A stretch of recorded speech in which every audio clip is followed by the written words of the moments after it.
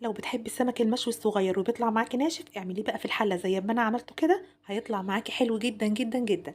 جربيه وان شاء الله يعجبك. لو اول مره بقى بتتفرجي عليا، يا ريت يا ريت تدعميني باللايك وتشتركي في القناه عشان يوصلك كل جديد ان شاء الله. ده سمك صغير كده، انا بحبه قوي قوي قوي، بس دايما بيطلع معايا ناشف. جات لي بقى الفكره دي ان انا اعمله بالطريقه دي، حلوه قوي قوي. طبعا هنجيب دي رده، انا بجيبها كده وبحطها بقى فيها السمك زي ما انت شايفه كده.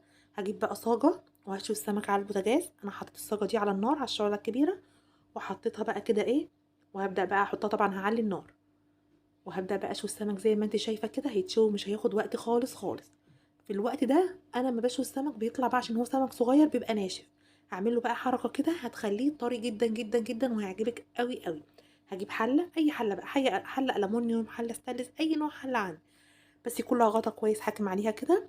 هطلع بقى السمك واحطه كده في الحله، وبعد كده بقى هعمل له التتبيله بتاعته الحلوه قوي قوي. دي لا، ده ليمون وفلفل، اي فلفل بقى، فلفل حامي، فلفل بارد، اي فلفل بتحبيه، وبصلايه كده مفرومه كويس، وبقدونس، وطماطميه متقطعه كويس حتت صغيره كده، وهبشر عليه كمان جزر، وهحط بقى التوابل بتاعته، ملح وفلفل وكمون وكزبره ناشفه، وهقلب كل الحاجات دي كويس، وهقولك بقى هتعملي ايه. هنا بقى كنت ببشر الجزر.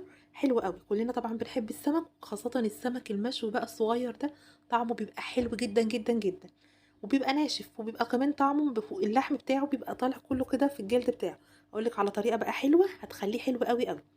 الطريقة بقى دي، هبدأ بقى احط كده السمك في الحلة من تحت، وهحط بقى من التتبيلة اللي انا عملتها، واحط كل الجمال ده كده فوق، واحط برضو التتبيله التانية كده على الوش بالمنظر الجميل القمر ده. هعمل ايه بقى، هولع البوتاجاز وهحطه عليها اول بس ما يديني بخار بس، يعني بياخد حوالي دقيقه واحده على البوتاجاز بالمنظر ده كده، وانا مغطياه. هطلعه بقى هيطلع معاكي بالشكل القمر ده. جربوه ان شاء الله يعجبكم، وما تنسوش تشتركوا في القناه عشان يوصلكوا كل جديد ان شاء الله ان شاء الله. والسلام عليكم ورحمه الله وبركاته.